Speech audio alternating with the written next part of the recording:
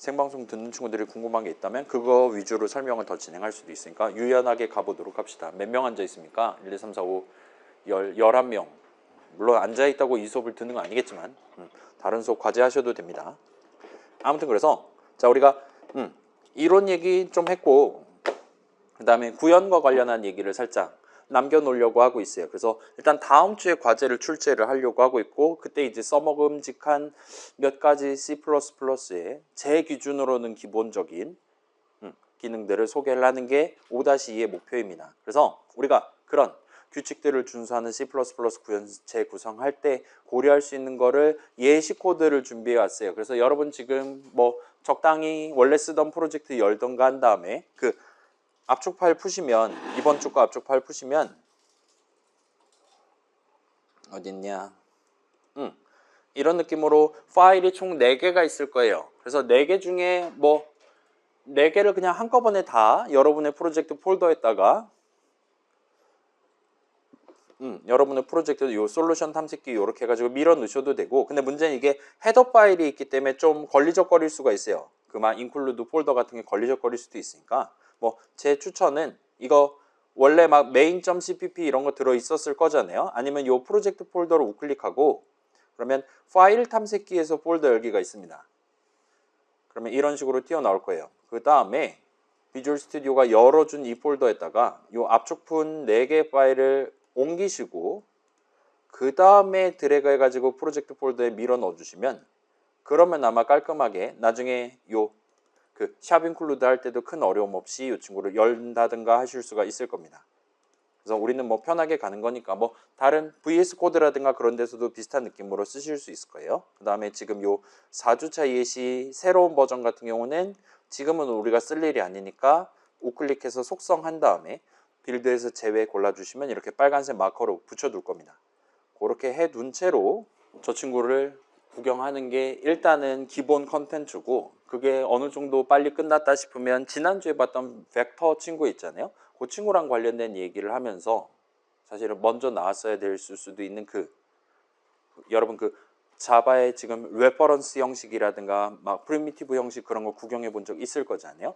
C++ 동네에도 그거랑 비슷한 게 지금 도사리고 있습니다. 그거랑 관련한 정리를 살짝 해보지 않을까 싶어요. 그래서 그거는 시간 되면 하고 그렇지 않다면 걔는 조금 중요하니까 맨날 밥 먹듯이 적어야 되는 거니까 다음 시간에 일단 과제 출제하는 걸 목표로 스택이랑은 Q랑 그렇게 2가지 친구 ADT, 그다음에 자료 구조, 배열 버전, 링크드 리스트 버전 이런 거 논의하고 실제로 코드 치는 시간 마련할 예정이니까 그때 같이 한번 다른 친구들도 있을 때 소개를 해보도록 하겠습니다. 아무튼 자, 요 부분은 우리 자바 수업, OOP 수업 내용이랑도 어느 정도는 연계가 돼 있어요. 왜냐하면 C++도 그런 오브젝트들이 잘 살고 잘 죽는 걸 희망하는 동네니까요. 그래서 자, 그 동네에서 중요하게 생각하는 개념들 중에 몇몇은 자, 예를 들면 우리가 지금 자료 구조 해갖고 뭐 클래스 어쩌고 저쩌고 해서 새로운 형식 잘 만들어 놨어요. 근데 그거를 실제로 쓰는 프로그래머가 나중에 코드 짜는 프로그래머가 우리가 만든 그 형식 오브젝트를 다룰 때 막 변태 같은 짓을 할 수 있습니다. 막 대괄호 마이너스 1 같은 거 넣고 막 그럴 수 있는 거잖아요. 여러분도 그런 실수를 할 수 있는데 나중에 코드 짜는 친구, 여러분의 후배, 직장 후배 친구가 그런 짓을 할 수도 있어요. OOP 동네에서는 나중에 코드 짜는 프로그래머가 이상한 짓을 못하도록 막기 위한 수많은 기술들을 여러분이 배우게 됩니다. 누구의 입장에서? 먼저 코드를 짜는 사람 입장에서요. 그렇기는 한데 우리 자료구조 수업에서는 우리는 OOP 수업이 아니니까 어차피 나중에 메인 함수 정의도 우리가 짤 거란 말이에요. 그렇기 때문에 우리 수업에서는 이거는 그다지 고려하지 않을 거예요. 나중에 코드 짜는 사람이 뻘짓을 못하게 예를 들면 어떤 이름을 가려둔다라든가 어디다가 굳이 컨스트를 붙여둔다라든가 와 같은 거는 그렇게까지 신경을 쓰지는 않을 겁니다. 반면 자, 요거는 역시나 OOP에서 중요하게 생각하는 거예요. 예를 들면 오퍼레이션, 특정 작업을 수행하는 도중에 함수 내용을 실행하는 도중에 불필요한 살생이 발생하지 않도록 노력하는 게 있어요.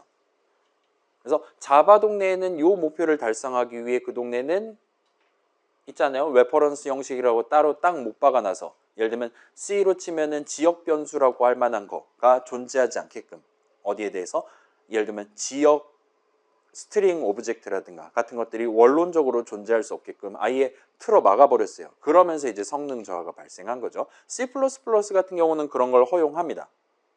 그렇기 때문에 여러분이 원한다면 어토매틱 위치를 갖는 myInteger 오브젝트 같은 거 중간중간 얼마든지 만들 수 있어요. 만드는 방법 똑같습니다. 선언 적으면 돼요. 근데 오퍼레이션마다 그런 게 꼭 필요한 상황이 있고 굳이 그럴 필요 없는 상황이 있어요. 우리 그 벡터에다가 숫자 막 담고 지우고 할 때 막 수많은 사상자 엔터 칠 때마다 발생했잖아요. 그런 거랑 비슷한 느낌이에요. 우리가 C++를 써서 구현체, 자료구조 구현체를 만들 때 신경 쓸 내용 중에 하나는 엘리먼트들, OOP로 치면 오브젝트들이 불필요하게 사본이 생긴다라든가 아니면 중간에 임시 오브젝트를 만들고 그걸 파괴를 한다라든가 와 같은 상황을 최대한 줄이도록 노력을 할 필요는 있을 것 같아요. 그래서 얘는 이제 우리가 자료구조 수업이기도 하지만 C++를 여러분이 태어나서 처음 다루는 수업이기도 하니까 요거는 우리 수업에서도 조금 신경 써서 여러분이 그런 살생을 얼마나 잘 케어를 했냐에 따라서 과제가 성공할 수도 있고 실패할 수도 있도록 조건을 달아둘 겁니다. 그래서 여러분이 중간중간에 예를 들면 어떤 함수 정의 적을 때 ADT가 시키는 대로만 적으면 통과 못할 수 있다는 거예요. 몇 가지를 더 신경 써서 적어야 될 거고 오늘 수업에서 그거랑 관련한 단서가 이제 살짝 나온다라 봐주시면 좋을 것 같아요. 그래서 우리 수업 중간고사는 저번에 거수 투표했잖아요. 일단은 우리 실습 문항이라고 할 만한 그런 여러분이 직접 코딩을 할 만한 문항은 출제하지 않을 예정이에요. 여러분한테 ADT 요거 목표를 달성하기 위한 자료 구조랑 C++ 구현체 작성하세요. 20분, 20점 막 이런 식으로 내지 않을 거라는 겁니다. 그리고 실전에서는 여러분이 얼마든지 시험 당일이 아니라 실전에서는 비주얼 스튜디오라든가 코파일럿이라든가 등등 개발 도구에 충분한 도움을 얼마든지 받을 수 있으니까 요 실습에서 요 5-2에서 제가 말로 설명한 내용 내지는 예시 파일에 주석으로 설명되어 있는 내용을 따로 필기하거나 외우거나 하시지는 않아도 될 것 같아요. 따라서 약간 좀 현장학습 같은 느낌으로 가벼운 마음으로 우리 수업 남은 시간 지금 한 50분 정도 남았을 건데를 활용을 해보도록 합시다. 그래서 제가 알람을 맞춰둘게요. 여러분이 부끄럼쟁이들이니까 13시 10분에 모닝콜이 울리도록 하겠습니다. 제가 깨어날 수 있는 시간을 마련을 해둘게요. 47분 후에 알람이 울립니다. 아무튼 슬라이드는 이게 끝이에요. 더 이상 설명할 게 없습니다. 바로 코드를 구경해 봅시다. 그래서 자, 요거 조금 미안해요. 제가 코드 고치고 바로 제출하다가 요 메인이라는 이름의 함수 정의가 있어야 되는데 40줄입니다. 그 5-2 예시 어쩌고.cpp 여신 다음에 40줄 가시면 메인 3라 적혀 있을 건데 얘를 메인으로 바꿔주세요. 그러면 이제 아마도 빌드가 잘 될 겁니다. 컴파일이 성공할 거예요. 일단 요거는 조금 미안해요. 제가 마지막에 안 바꿔놓고 올린 겁니다. 제 탓이에요. 그건 그거고 살짝 구경해 봅시다. 그래서 C++로 자료 구조의 구현체를 만들 때 고려해 볼 수 있는 기능들 소개하는 예시 파일입니다. 그 다음에 함수 정의 func 1, 2, 3, 4 해가지고 덩어리로 4개를 나눠놨어요.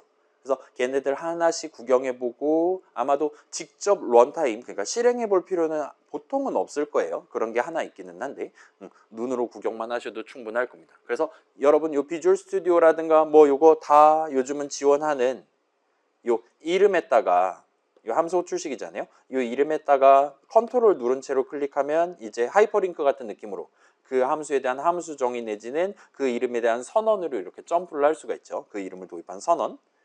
그런 느낌으로 왔다 갔다 하실 수 있고 뭐 키보드가 좋다, 단축키가 좋다면 F12를 누르시면 됩니다. 비주얼 스튜디오 기본 세팅은 그래요. 아무튼 그런 식으로 내려가서 구경하고 다시 이름 클릭해서 꼭대기로 올라와서 func1 호출식 지우고 func2 호출식 연 다음에 다시 내려가서 구경하고 와 같은 식으로 가보도록 할게요. 자, 그 다음에 요 예시 파일에는 맨 위에 별표가 붙어 있지 않습니다. 따라서 이 파일 내용은 5-2 정식 시험 범위에 포함돼요. 그렇긴 한데 여기 적혀 있는 내용 엄청 많아요. 몇 줄짜리인가 한번 볼까요? 575줄짜리입니다. 다 다른 내용인데 를 직접적으로 여러분들한테 묻는 문항은 가급적 출제하지 않을 겁니다. 그러니까 뭐 여러분이 직접 예를 들면 네임스페이스 막 저런 거 나올 거란 말이에요. 그걸 여러분이 펜으로 적는 그런 문항은 엔간해선 출제하지 않을 거예요. 대신에 이런 것들을 여러분이 알고 있다고 전제하고 그걸 예시로 그 문항의 일종의 지문 같은 느낌으로 그 영어 시험 예문 같은 거 있잖아요. 그런 느낌으로 보여드릴 수는 있어요. 따라서 우리가 저걸 직접 활용하지는 않는다 하더라도 여러분 눈에는 지금 익혀두시는 거를 추천을 드리겠습니다. 아무튼 그 정도 느낌으로 시험 범위에 들어갈 예정이다 생각해 주시면 좋겠고, 그래서 추가할 기능 일단은 이 파일에서 우리가 5가지 정도를 소개를 할 거예요. 아마 이러면 분명히 모닝콜이 중간에 울릴 거란 말이에요. 한 펑크 뚜쯤 가면 울릴 거라 개인적으로 예상을 하고 있습니다. 그렇긴 한데 뭐 뒤에 내용에도 주석 다 달아놨으니까 오늘 최대한 한번 생방송으로 땡겨보고, 우리 뒷 수업이 분명히 이제 쾅쾅 두들길 거란 말이에요. 다른 학과 수업이긴 한데 그래서 적당히 우리 3시간 마련되어 있는 거 충분히 활용하고 퇴근해 보도록 합시다. 자, 그래서 뭐 추가 기능들 정리는 뭐 지금 할 필요 없죠. 어차피 지금 구경할 거니까. 그래서 자, 펑크 1부터 한번 봅시다. 펑크 5 출시간 다음에 컨트롤 클릭하시면 함수 정의로 내려가실 수 있어요. 그 다음에 살짝 올라가서 보시면 이제 제가 요거 있잖아요. 그 샵 해가지고 스타트 할 수 있는 그 프리프로세서 디렉티브라고 부르는 거 있죠. 전처리기라고 부르는 거 있잖아요. 그거를 1번 펑크 1 관련한 코드들 덩어리, 그 다음에 여러분이 그 왼쪽에 비주얼 스튜디오 같은 거 요 왼쪽에 요거 세모 버튼 누르시면 얘를 통째로 닫을 수가 있도록 만들어 놨어요.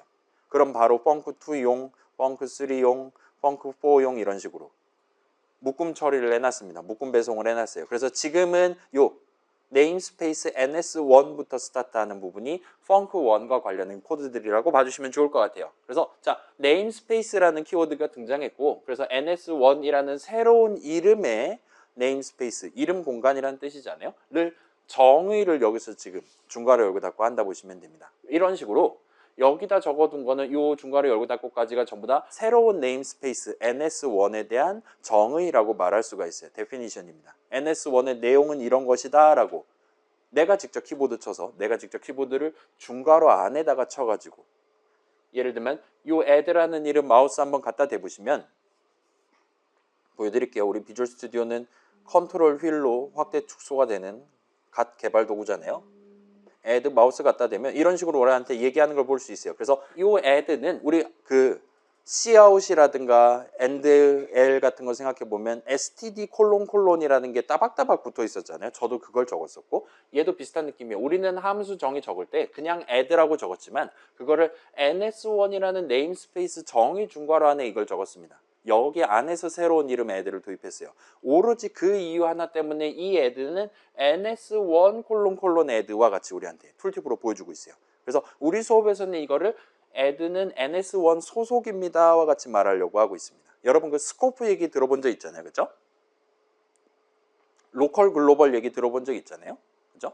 그거가 조금 더 C++는 프로그래머가 직접 여기 안에 있는 친구들은 ns1 스코프 안에서 정한 이름이다 같은 식으로 좀 더 세부적으로 우리가 그런 서로 다른 이름들을 구획을 나눠서 구분할 수 있게, 그래서 ns1.add도 존재할 수 있고 ns2.add도 존재할 수 있게 같은 느낌으로 네임스페이스 기능이 추가됐다 보시면 돼요. 그래서 요즘 C++는 얘 말고 이제 아예 파이썬의 모듈과 같은 기능도 들어가 있긴 한데 우리 수업에서는 그 정도까지는 지금 안 하려고 하고 있고, 그래서 네임스페이스는 우리 맨날 std cout 같은 거 하잖아요.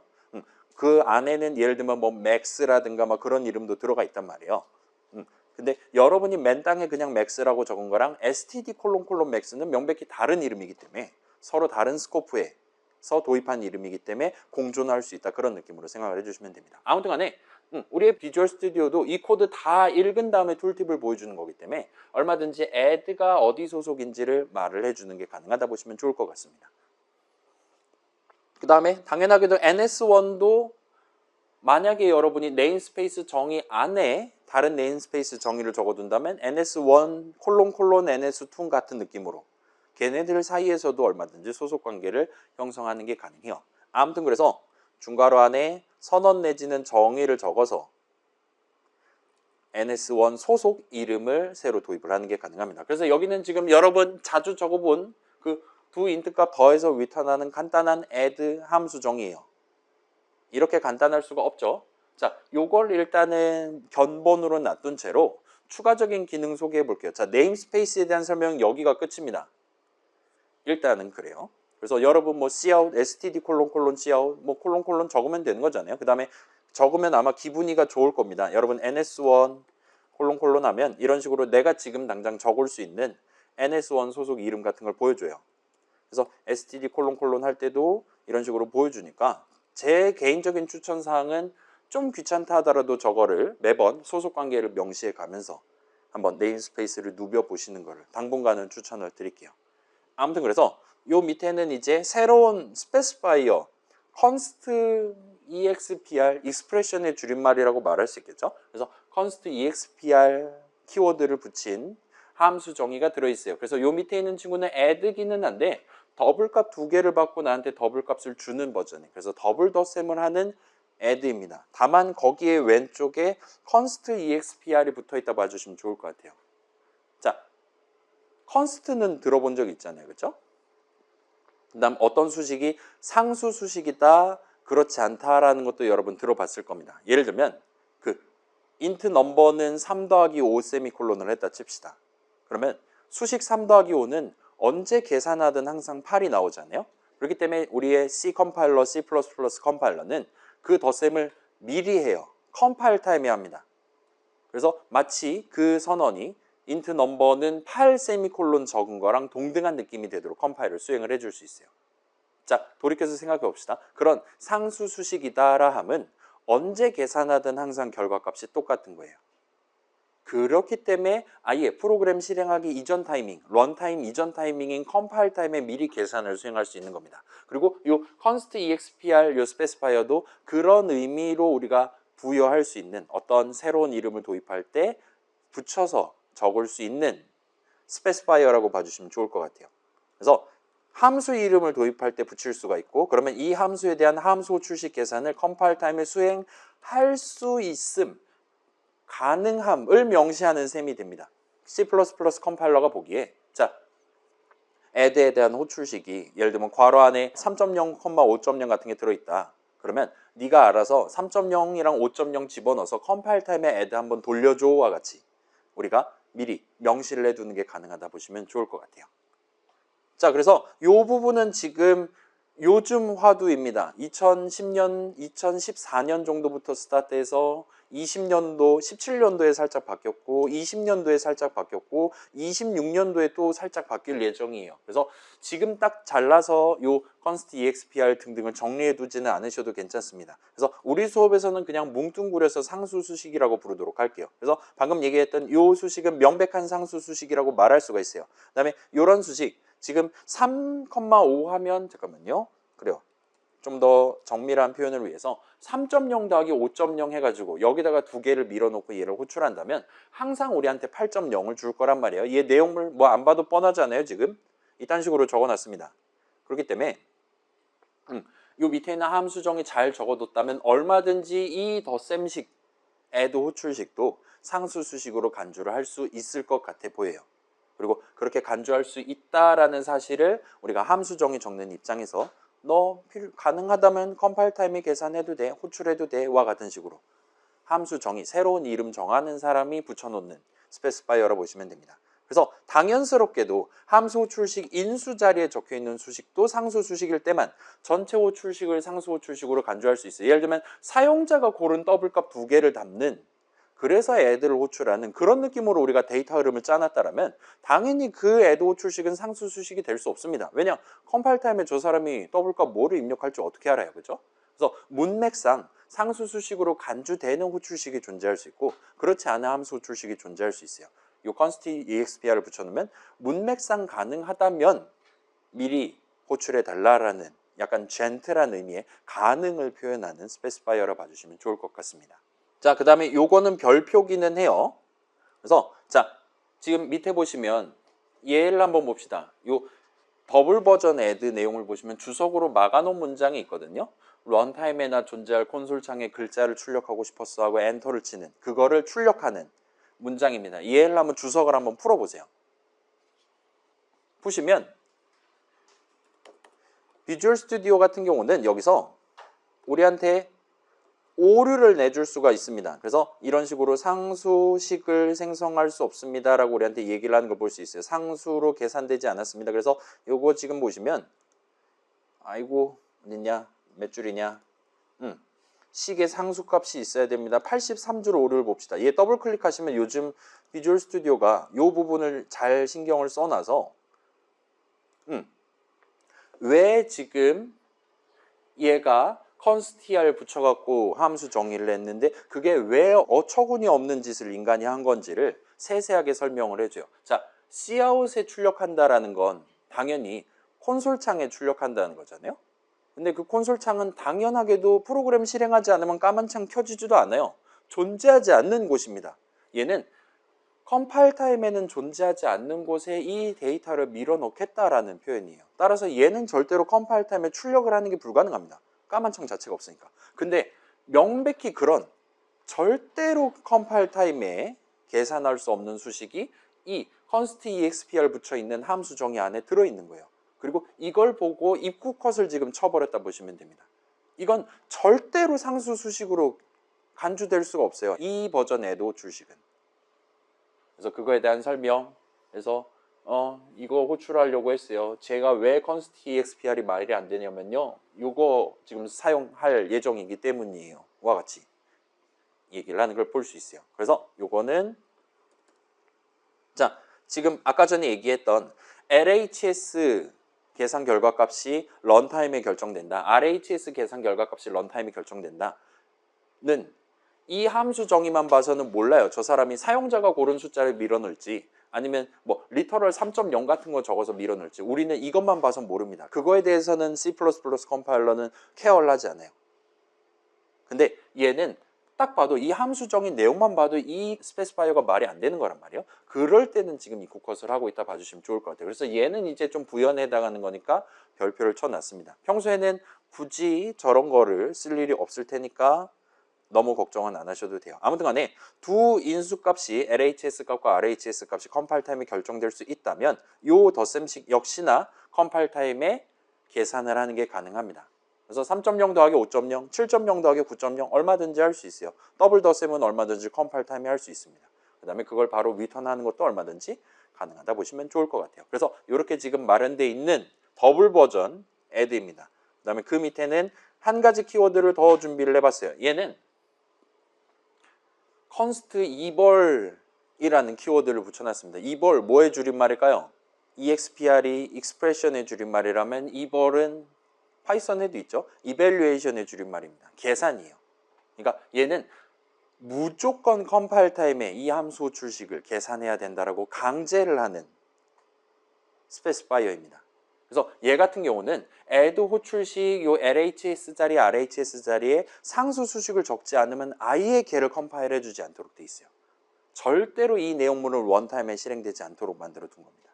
그래서 얘는 약간 그런 강제하는 느낌이고 당연히 나중에 적게 될 함수 호출식 인수 자리 수식도 상수 수식만 적어야 돼요. 그렇지 않으면 그 함수 호출식에 문제가 있습니다라고 거기에 빨간 줄을 그어줄 수 있습니다. 아무튼 지금 같은 경우는 플로트 형식 값이잖아요. 그렇죠? 그 다음에 덧셈 얼마든지 할 수 있죠. LHS 값, RHS 값은 여기서는 무조건 상수 값인 거예요. 무조건 리터럴 같은 거 적었어야 했기 때문에. 그렇기 때문에 무조건 덧셈 할 수 있고 무조건 컴파일 타임에 리턴 값을 만들어낼 수 있습니다. 그래서 이런 세 가지 버전이 준비되어 있고 그럼 그런 게 있다고 치고 한번 구경을 해봅시다. 자, 한번 봅시다. 얘는 이제 노말 인트 버전을 쓴 거죠. 그래서 이 add에 마우스 갖다 대보시면 얘는 ns1 소속 add를 호출한 거고 마우스 갖다 대시면 인수로 int 두 개를 받는 int 값 리턴하는 친구가 여기서 호출되고 있습니다 라고 우리한테 아마도 이 얘기를 해줄 겁니다. 왜냐? 인수로 int 값 두 개를 넣었으니까요. 그럼 int 값 나오는 게 정상입니다. 그래서 그걸 result1에 담을 거예요. 자, 이거 선언입니다, 여러분. C++에서 선언 적을 때 result1은 한 다음에 add 출식을 적어도 돼요. 또는 중괄호 열고 닫고를 해서 적어도 됩니다. 소괄호 열고 닫고도 가끔 가능하긴 해요. 근데 요즘 2020년도에 힙한 표준화위원회 분들은 는을 적는 대신에 중괄호를 쓰는 걸 선호를 하십니다. 왜냐? 마치 result1의 내용을 정하는 것 같다라는 느낌이기 때문이에요. 그 안에는 3이랑 5랑 더한 결과를 담아 놓겠다. 그게 result1이라는 int 변수의 내용이다. 마치 정의를 하는 것 같은 느낌으로. 우리 이제까지 함수 정의, 클래스 정의, 구조체 정의 다 중괄호 했잖아요. 여기도 지금 result1에 대한 정의를 하고 있기 때문에 중괄호를 치는 게 더 타당하다고 생각한다 보시면 돼요. 아무튼 얘는 선언이고 나중에 여러분이 원한다면 걷다가 0 담을 수 있죠. 원래 8 담겨있던 자리에 0 담을 수 있을 겁니다. 그래서 얘는 지금 아직까지 컨스트고 나발이고 그런 거 전혀 신경 쓰지 않는 런타임에 이 작업을 수행을 할 거예요. 런타임에 애드 호출해서 미리 마련되어 있는 앰퍼샌드 result 1 자리에 8 담고 그 동일한 자리에 0 담고 다음으로 넘어갈 겁니다. 그럼 이제 그 const expr이라는 스페시파이어를 여기서는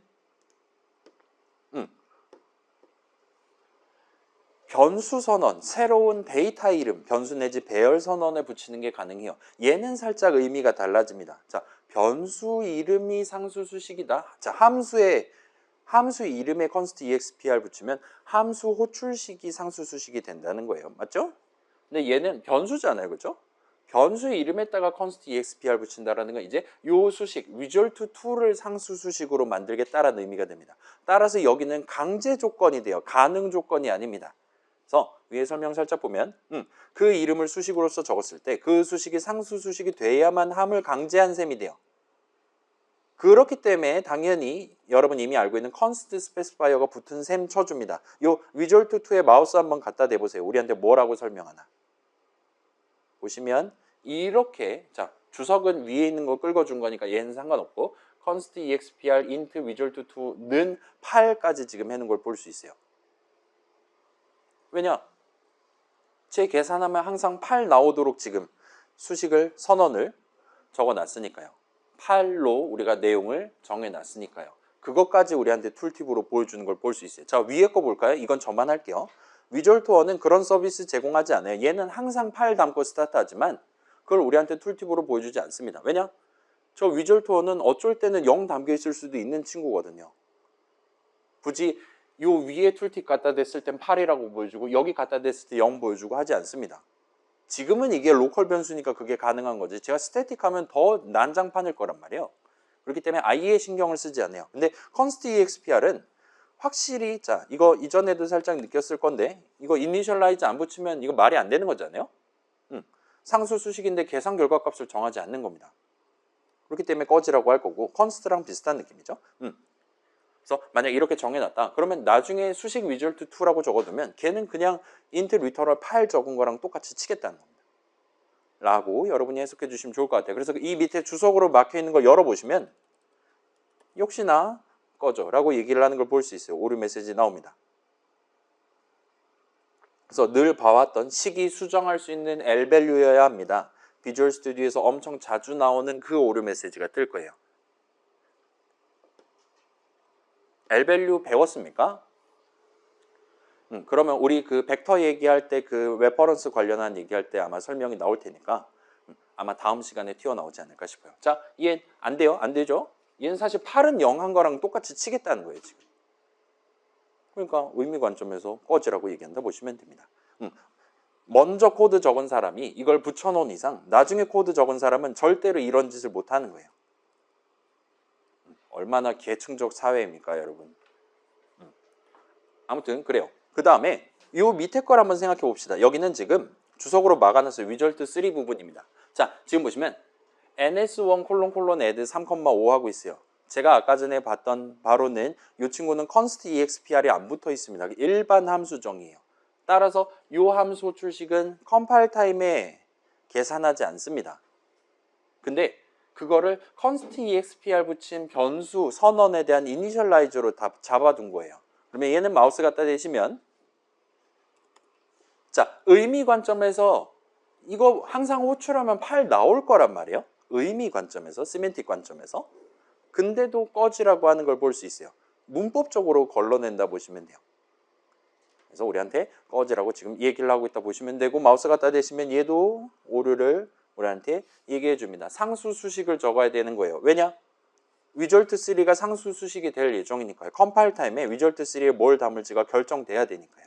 근데 얘는 상수 수식이 지금 절대로 될 수가 없는 함수 호출식이기 때문에 안 해주는 겁니다. 자, 이건 최적화를 건다고 해도 해주는 게 아니에요. C++ 컴파일러가 뭔가 자동으로 호출한 척 해주고 하는 건 전부 다 상수 수식으로 인정받을 수 있을 때만 해주는 겁니다. 그 다음에 얘는 요 int 버전 add 함수 정의 적은 사람이 이거 상수 수식으로 계산 안 해도 돼요. 내지는 하시면 안 돼요와 같이 함수 정의 첫 줄을 적어놨기 때문에 안 해준다 보시면 돼요. 그래서 지금 꺼지라고 한다 보시면 됩니다. 자, 여기 밑에는 반대예요. 자, 여기는 플롯 버전이에요. 얘는 add 같은 경우는 그 const eval 스페시파이어를 붙였습니다. 그래서 이 함수 호출식은 100% 상수 수식이에요. 호출하면 항상 우리한테 8.0을 주는 친구입니다. 그리고 그거를 우리는 이 친구는 항상 8.0을 주겠지만 나는 그걸 얼마든지 일반 변수에 담거나 하는 게 가능해요. 얘는 마치 그냥 리터럴 8.0 적은 거랑 똑같이 적용된다 보시면 됩니다. 그 다음에 얘는 지금 옆에 아무것도 안 붙였으니까 맨 위에 있었던 result 1처럼 나중에 여러분이 원한다면 0.0f 얼마든지 담을 수 있다 보시면 돼요.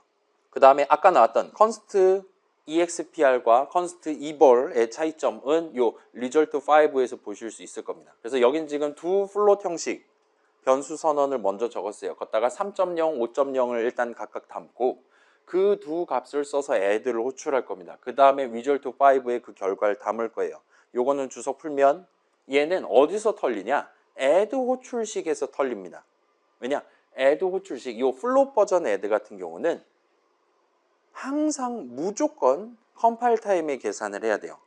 근데 수식 A를 계산한 결과값, B를 계산한 결과값 지금 윗줄만 봐도 3.0F, 5.0F 나올 거잖아요. 근데 수식 A랑 수식 B는 상수 수식이 아니에요. 그렇기 때문에 지금 꺼지라고 한다 보시면 됩니다. 자, 이건 한번 보여드릴게요. 예를 들면 만약에 얘네 둘이 이렇다. 그래도 얘는 인정을 해줄 수가 없어요. 만약에 얘네가 이렇다라면 이제는 인정을 해줄 수 있습니다. 자, 차이점이 뭐냐면 자, 봐봐요. 이게 지금 뭐 하자는 겁니까? A 자리에 3.0F를 담아놓고 스타트 하자는 거잖아요. 근데 문제는 컴파일 타임에 A 자리가 결정되지 않아요. 왜냐? 얘네 둘 다 로컬 변수거든요.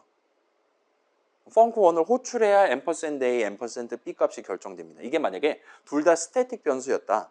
그러면 컨스트만 붙여도 해줄 수가 있을지도 몰라요. 얘네 둘은 둘 다 어토매틱 위치를 갖기 때문에 컨스트를 붙이는 것만으로는 해결되지 않습니다. 컨스트 붙여놨다고 A에 대한 4바이트, B에 대한 4바이트 안 잡아주는 게 아니거든요. 근데 이것까지 붙이면 이제 수식 A를 수식 B를 상수 수식으로 치겠다는 얘기가 되기 때문에 그러면 이제 컴파일 타임에 3.0F, 5.0F를 써서 add 호출식을 계산해 줄 수가 있다 보시면 될 것 같아요. 그리고 컨스트조차 안 붙어 있다면 얘네가 스태틱이라 하더라도 얼마든지 중간에 3.0 말고 딴 거 들어가 있을 수 있는 거잖아요. 그렇기 때문에 A, B는 죽었다 깨어나도 상수 수식으로 간주가 될 수가 없을 겁니다. 그래서 지금 털리고 있다 보시면 돼요. 그래서 여기도 우리한테 이런 식으로 유효한 상수 수식이 생성되지 않았습니다. A 값을 상수로 사용할 수 없습니다 라고 얘기하고 여러분이 원한다면 세부 정보까지 이 친구한테 물어볼 수가 있어요. 이건 다른 오류긴 한데 일단은 그렇습니다. 자, 그래서 const에 eval specifier 붙이면 강제를 하는 거예요. 무조건 컴파일 타임에 이 함수 내용을 실행해야 된다라고 강제를 하는 거예요. 호출식이 이상하다? 그 호출식을 컴파일 시켜주지 않습니다. 자, 그래서 요 밑에 있는 내용은 이제 소위 여러분 OOP 시간에 혹시 오버로드라는 단어가 나왔습니까? 프린트LN 써봤죠? 그 시스템.out. 하면은 프린트LN이 꽤 많은 버전이 있는 걸 목록에서 구경해 봤습니까? 자바 동네, C++ 동네에서는 그게 가능해요. 여러 버전이 공존하는 게 가능합니다. 그리고 그런 상황에서 자바 컴파일러, C++ 컴파일러는 호출식의 인수자리 내용을 보고 아, 지금 둘 다 3이랑 5 인트 값 넣었으니까 이번엔 인트 버전에도 호출한 거구나 라고 여러 버전 중에 정확히 하나를 골라줄 수가 있습니다. 역시나 디덕션이 발생한다라고 말할 수 있어요. 그래서 그걸 이제 예를 들면 그것만 해서 여러 버전 중에 하나를 고른다라고 해서 그걸 이제 레졸루션이라는 표현을 쓰기도 하는데 그냥 디덕션이라고 그냥 퉁치고 진행하셔도 될 거예요. 그래서 그게 궁금한 친구들은 여기까지는 좀 구현에 해당하는 거니까 그래서 마지막 부분만 살짝 봅시다. 다 별표 붙여놨는데 자, 지금 이걸 봐요. LHS는 인트 값을 밀어넣습니다. RHS는 더블 값을 밀어넣어요. 근데 지금 이렇게 해두면 애들을 인트 버전을 호출한 거냐 더블 버전을 호출한 거냐가 애매해지는 거예요. 지금 인트랑 더블이랑 싸우는 거거든요. 그다음에 기본적으로 인트랑 더블은 이 상황에서는 동급입니다. 지금 이게 둘을 덧셈을 하자는 게 아니잖아요. 덧셈식을 적은 게 아닙니다. 일단은 의미 관점에서는 서로 분리되어 있는 서로 다른 자리에 서로 다른 형식 값을 넣겠다는 거예요. 그래서 이때는 오류가 뜹니다. 어떤 오류가 뜨냐? 이 함수 호출식만 가지고는 어떤 버전의 애들을 호출하는 건지 내 마음대로 정할 수가 없다. 꺼져 라고 얘기한다 보시면 돼요. 그래서 여러분이 더블 버전의 애들을 지금 당장 호출하고 싶다. 그러면 여기다가 더블 괄호 열고 닫고 해서 캐스팅을 해서 강제로 맞춰준다거나 와 같은 식으로 여러 오버로드된 버전 중에 하나를 내가 원하는 버전을 골라달라라 요청할 수 있다 보시면 됩니다. 괜찮아요? 자, 자바랑 C++는 동일한 이름의 코드 덩어리가 여러 개가 존재할 수 있어요. 그래도 됩니다. 그리고 그 동일한 이름을 가지고 함수 호출식을 적을 수 있어요. 그래도 됩니다. 근데 C++ 컴파일러가 어떤 함수 호출식 하나만 보고도 그 함수 호출식이 여러 애들 중에 무슨 버전을 지금 프로그래머가 의도한 건지를 한 가지를 딱 고를 수 있어야 돼요. 0가지를 고를 수 있다? 그러면 문제입니다. 2가지 이상이 지금 후보로 잡힌다라면 그것도 역시나 소위 ambiguity라고 그러죠. 모호하다라고 오류를 뱉을 수가 있다 보시면 돼요.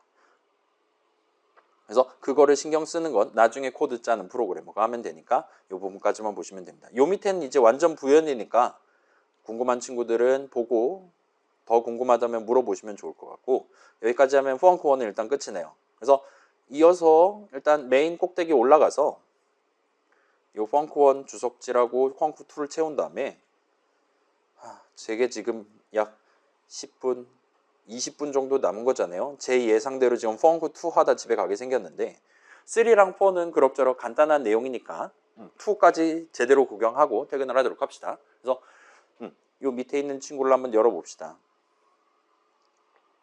자, 여기서는 템플릿이라는 키워드를 여러분한테 소개하려고 하고 있어요. 템플릿 들어본 적 있습니까?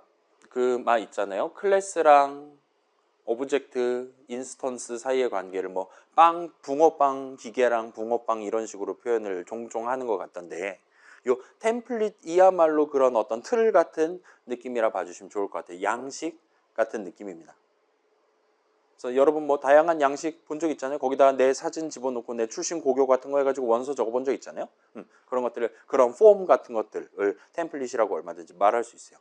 그래서 근데 템플릿이란 단어는 폼에 비해서는 이제 어떤 목적 한 가지만 놔두고 해둔 게 아니라 예를 들면 이력서 템플릿 하면 회사 맨 위에 있는 이름만 바꾼다든가 해가지고 얼마든지 동등한 작업을 다른 곳에 대해서도 우리가 할 수 있는 그런 느낌의 좀 더 자유도가 높은 폼이라고 생각해 주시면 좋을 것 같습니다. 우리 지금 비주얼 스튜디오에서 제가 프로젝트 세팅 다 돼 있는 거 나눠드린 것도 일종의 템플릿이라고 보시면 됩니다. 여러분이 그걸 갖고 그때그때 새로운 이름의 나만의 새로운 비주얼 스튜디오 프로젝트를 만드는 게 가능했죠. 자, 아무튼 간에 방금 전 건 잊으셔도 좋아요. C++의 템플릿은 나중에 코드 적는 프로그래머가 특정 형식 내지는 값을 나중에 정할 수 있게끔 먼저 코드 짜는 프로그래머가 여지를 남겨두기 위한 기능이에요.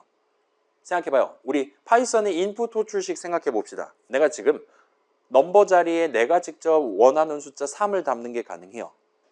이 리터럴 적으면 됩니다. 근데 넘버 자리에 사용자가 원하는 값을 담도록 만들고 싶어요. 내가 그걸 코드를 미리 짜둘 겁니다. 그러면 나는 미리 내 .py 파일에 넘버는 인풋 괄호 열고 닫고와 같은 느낌으로 함수 호출식을 적으면 돼요. 나는 나중에 넘버에 뭐가 담길지 난 죽었다 깨나도 모릅니다. 그렇긴 한데 저 사람이 고르고 엔터 친 그 값은 넘버에 담길 거다라는 건 알아요. 저 사람이 고른 그거를 어떤 용도로 이 안에서 써먹을 거냐 내가 정합니다. 템플릿도 그거랑 똑같은 어프로치라 보시면 돼요. 다만 여기서는 값도 나중에 정할 수 있지만 추가로 형식도 정할 수 있도록 만들 겁니다. 플러스 앞에서 키보드 치는 사용자가 정할 수 있도록 만드는 게 아니라 나중에 코드를 짜는 프로그래머가 정할 수 있게 만드는 거예요. 여전히 컴파일 타임 안에서의 얘기입니다. 사용자한테 스캔F로 입력받는다 그런 거랑은 차원이 다른 거예요. 걔는 런타임에 수행되는 거고 우리는 여전히 컴파일 타임 안에서 일종의 시간적인 차이를 지금 부여를 하고 있다 보시면 돼요. 자, 벡터도 똑같은 느낌이었어요. 벡터도 우리가 나 이번에 my 인티저 버전 벡터 써야지 하면 여러분이 std 벡터 한 다음에 꺽쇠 하고 여러분이 직접 my 인티저라는 형식 이름을 꺽쇠 안에 적어두면 됩니다. 그러면 벡터라는 클래스에 대한 클래스 정의는 엄청 옛날에 20세기에 정했단 말이에요. 패치를 계속 하고 있긴 하지만 그분들이 미리 나중에 무슨 형식 벡터를 쓰면 되는, 무슨 형식 벡터를 쓸지 모르지만 아무튼 그 형식 값들을 내부에서 배열의 형태로 나열해서 다룰 수 있는 다른 모든 코드들을 미리 적어 두신 거예요. 그래서 나는 나 이번에 인트 버전, 더블 버전 쓰고 싶어요. 나중에 코드 적는 우리가 특정 내가 원하는 그 형식 버전의 벡터를 만들어서 썼다 보시면 됩니다. 자, 그런 느낌으로 봐주시면 좋을 것 같아요. 우리는 근데 자료구조 수업이잖아요. 우리가 미래 누군가를 위해 예를 들면 인트 값을 다루는 스택, 그 다음에 myInteger를 다루는 q 같은 느낌으로 나중에 저 사람이 원한다면 고를 수 있게 여지를 우리가 남겨두는 그런 느낌의 기능이라고 생각해 주셔도 됩니다. 아무튼 엄청나게 복잡한 친구예요. 그렇긴 한데 우리 수업에서는 적당히 체리피킹해서 간략하게만 다뤄보도록 할게요. 자, 그래서 여기서는 요 두 줄을 일단 주목을 해봅시다. 자, 여러분이 요 add1이라는 이름의 함수에 대한 함수 정의를 지금 예쁘게 잘 적었어요. 근데 이전까지는 우리가 int 버전입니다. 우리가 직접 정했습니다. 형식 이름을. 근데 여기는 그러지 않는 거예요. 여기는 대신에 템플릿 한 다음에 t라는 형식 하나를 나중에 고를 수 있게 하고 싶어요. 와 같이 운을 떼고 스타트합니다. 그 다음에 늘 적던 함수 정의 그냥 적으시면 돼요. 그러면 이 덩어리는 이제 함수에 대한 템플릿, 줄여서 함수 템플릿이라고 말할 수가 있어요. 그래서 나중에 저 사람이 전 인트 버전 add1이 필요한데요. 더블 버전 add1이 필요한데요. 나중에 그 형식을 정할 수 있게끔 해둔 겁니다. 그리고 우리는 그 형식 이름을 제외한 나머지는 지금 우리가 미리 적어둔 거예요. 그래서 저 사람이 무슨 형식인지 모르겠지만 값을 2개 밀어넣으면 우리는 그걸 2개를 더해서 리턴해 준 친구다. 그리고 그거를 얼마든지 컴파일 타임에 할 수도 있는 친구다라고 정해놓고 넘어가는 겁니다. 자, 얘는 좀 복잡하니까 바로 밑에 여러분이 구경할 수 있는 실제 함수 정의를 적어놨어요.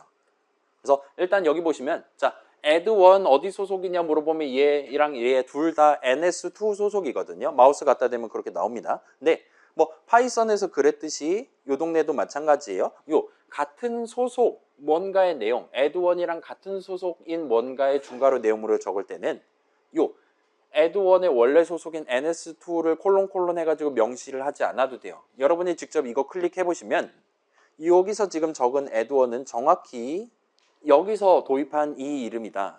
그래서 ns2 add1이다 라고 따박따박 우리한테 이 얘기를 해줄 겁니다. 괜찮아요? 스코프 관점에서 동일한 스코프 안에 있다라면은 생략해도 되잖아요. 얼마든지. 그게 여기도 적용되어 있는 겁니다. 아무튼 여기 같은 경우는 지금 마우스 각각 갖다 대보시면 우리한테 툴팁을 서로 다르게 보여줘요. 그래서 자, 조금 올려서 보여드릴게요. 자, add1 int 버전입니다 라고 얘기 운을 띄워놓고 그걸 갖고 함수 호출식을 구성한 거예요. 그래서 여기서는 지금 int 버전 add1에 대한 호출식이기 때문에 우리한테 t라고 보여주는 대신에 전부 다 int를 꽉꽉 채워가지고 툴팁으로 보여줍니다. 실제로 얘네 int 값 2개를 받아서 덧셈을 해서 우리한테 리턴을 해주는 함수예요. 그 다음 그 밑에 있는 친구를 봅시다. 더블이라 적어놨으면 오로지 그 이유 때문에 나중에 함수 호출식 적는 우리가 꺽수 안에 더블을 적어놨다라는 오로지 그 이유 하나 때문에 인수의 형식이 인트라 하더라도 더블 버전을 호출한 셈 쳐줘요. 얘는 호출하는 와중에 3을 3.0으로 5를 5.0으로 간주해서 8.0을 줍니다. 그리고 여기는 당연스럽게도 아까 전에 그 인트 버전, 더블 버전 2개 만들어 놨을 때 오버로드 해놨을 때 한쪽은 3, 한쪽은 5.0 하면 터졌잖아요. 여기는 우리가 형식을 먼저 정해놓고 함수 호출식을 적는 거란 말이에요. 따라서 한쪽에 더블, 한쪽에 인트 그런 거 전혀 신경 안 쓰는 거예요. 인수의 형식을 가지고 어떤 버전인지를 판단하는 게 아닙니다. 어떤 버전인지를 먼저 정한 다음에 괄호 열고 닫고를 해서 함수 호출식을 구성하고 인수 자리 수식을 적는 거예요. 자, 순서가 다르죠 지금? 아까 전에 오류가 났던 거랑 지금은 오류가 안 나는 거랑 둘 다 납득할 수 있으면 여러분 C++를 한 단계 더 구경을 한 셈입니다. 그 다음에 이제 여기는 지금 완전 정답 적어놓고 우리가 갖고 논 거예요. 맞죠? 그리고 C++는 그러지 않아도 되고 실제로 그렇지 않은 상황이 더 많습니다. 자, 얘 한번 마우스 갖다 대보고 얘 한번 마우스 갖다 대보세요. 그랬을 때 과연 우리의 비주얼 스튜디오가 이 add1 호출식, 얘 함수 템플릿이란 말이에요.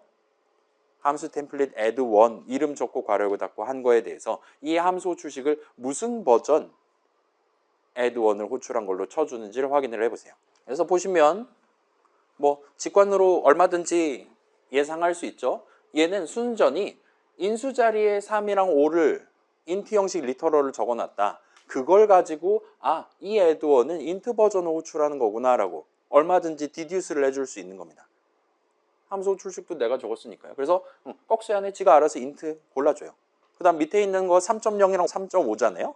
얘는 더블 버전 고른 거로 쳐줍니다. 자, 그럼 이거 주석 풀면 뭐라고 얘기하겠어요? 지금 얘의 문제는 이 함수 호출식만 보고 우리가 여지를 남겨놨던 t가 인트냐 더블이냐 문제를 해결해야 돼요. 그리고 주석 풀면 꺼지라고 합니다. 왜냐? 인수 형식이 인트랑 더블이란 말이에요. 근데 우리가 위에 만들어 놓은 건 좌항과 우항의 형식이 동일한 버전이에요. 그렇죠? 우리 둘 다 t를 적어놨잖아요. 동일한 이름을 적어놓은 이상 좌항과 우항은 동일한 형식이어야만 합니다. 그게 add1이에요. 근데 우리가 지금 add1에 대한 호출식을 적었는데 얘는 좌항과 우항의 형식이 달라요. 그렇기 때문에 그냥 유효하지 않은 함수 호출식이라고 얘기를 해버린다 보시면 돼요. 저 함수 템플릿을 사용한 게 아니라고 쳐버리는 겁니다. 어쨌든 여기도 비슷한 느낌이죠. 우리가 둘 중에 하나로 통일했었다면 그러면 저 조건, 그러니까 LHS와 RHS의 형식이 같아야 된다라는 암묵적인 조건. 왜냐? 이 함수 정의 적는 프로그래머가 동일한 형식 이름 t를 적었으니까요. 를 지켜야지만 이 함수를 쓴 셈 쳐주는 거란 말이에요. 아까 전 오버로드도 똑같잖아요. 그렇죠? 그죠? 인트 수식 2개 적었다면 인트 버전 쓴 셈 쳐준다 였잖아요. 여기도 지금 그게 동등하게 먼저 적은 프로그래머가 t면 t 둘 다 받아야 되고 동일한 t 형식 리턴한다라는 것까지 이 사람이 적은 셈 쳐준 겁니다. 그냥 단순히 여지를 남기는 게 아니에요. 저 사람은 동일한 형식 2개를 받고 그 동일한 형식 값, 덧셈 결과에 해당하는 값을 리턴하는 함수에 대한 함수 정의를 적은 겁니다. 그리고 오로지 그 이유 하나 때문에 나중에 코드 적는 프로그래머는 그런 책무를 떠안게 되는 거예요. 형식 맞춰서 다시 들고 와야 위에 있는 친구를 쓴 셈 쳐주는 겁니다. 얘는 절대로 그렇게 인정받지 못하는 거예요. 라고 봐주시면 좋을 것 같아요. 물론 이제 이때는 위에서처럼 완전히 얘기가 다른 거예요. 이때는 t가 int다 해놓고 스타트 하는 거기 때문에 디덕션을 할 필요가 없습니다. 5.0을 5로 만들면서 호출을 하게 될 거예요. 얘는 완전 다른 얘기가 됩니다. 아무튼 얘는 주석으로 막아주시고, 자, 그럼 이제 여러분이 그런 난점을 해결하고 싶다 칩시다. 3 더하기 5.0 못할 건 없잖아요. 그렇죠? 라면 얼마든지 함수 템플릿을 도입할 때 여지를 2개를 남길 수가 있어요. t도 정할 수 있고 u도 정할 수 있어요. 그러면 좌항의 형식 t라고 할 거고요. 우항의 형식 u라고 한다면 얘는 우항의 형식과 동일한 형식 값을 리턴합니다 라고 지금 적어둔 겁니다. 그죠? 지금 t라고 적었다면 LHS의 형식을 따라갈 거예요. u라고 적었기 때문에 RHS, 우항의 형식을 따라가도록 지금 적었다라고 말할 수가 있습니다. 이거는 먼저 적는 내가 얼마든지 선택할 수 있는 거예요. 그래서 저 사람이 3,5.0 했다면 얘는 8.0을 리턴할 겁니다. 저 사람이 3.0 더하기 5를 해놨다면 얘는 우항이 인트기 때문에 최종적으로 8을 리턴할 거예요. 와 같은 식으로 작용한다 봐주시면 돼요.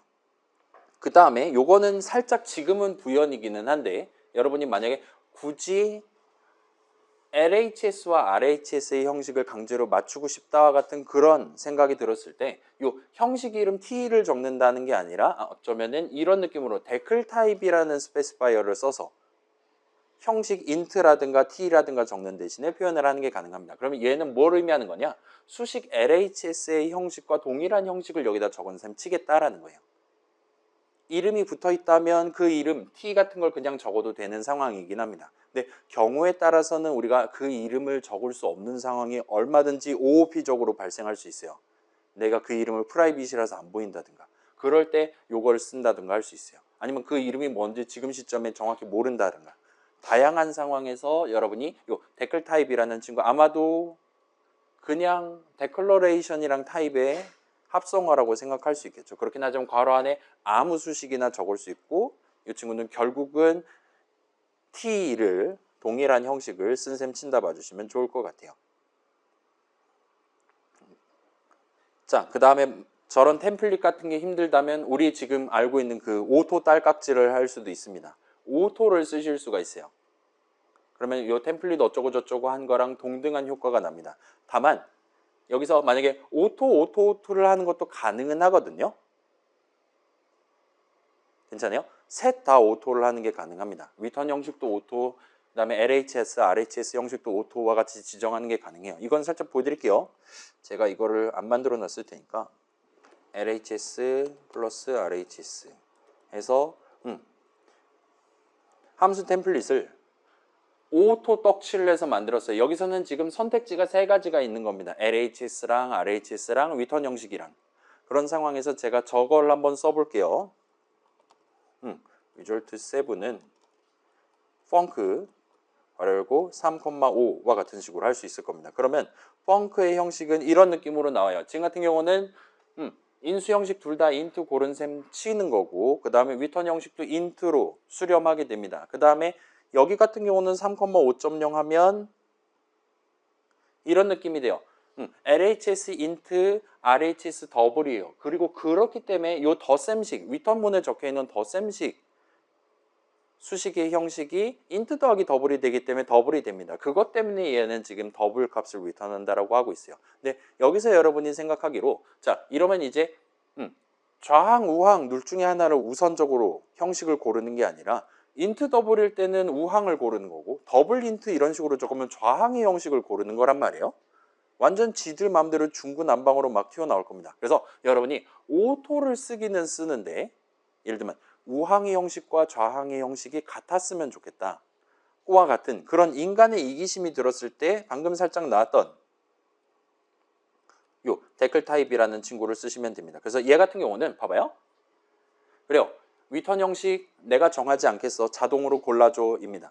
그 다음에 LHS의 형식 함수 출식 보고 자동으로 네가 정해줘입니다. 그 다음에 RHS의 형식은 지금 그렇게 자동으로 골라줘라고 얘기하지 않아요.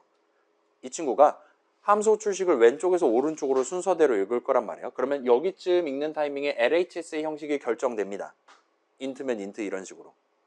그러면 그거랑 동일한 형식인 것처럼 간주해 줘라고 지금 적은 거예요.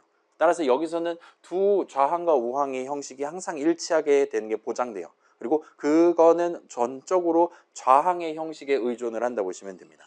여기까지만 하고 집에 가면 되겠죠.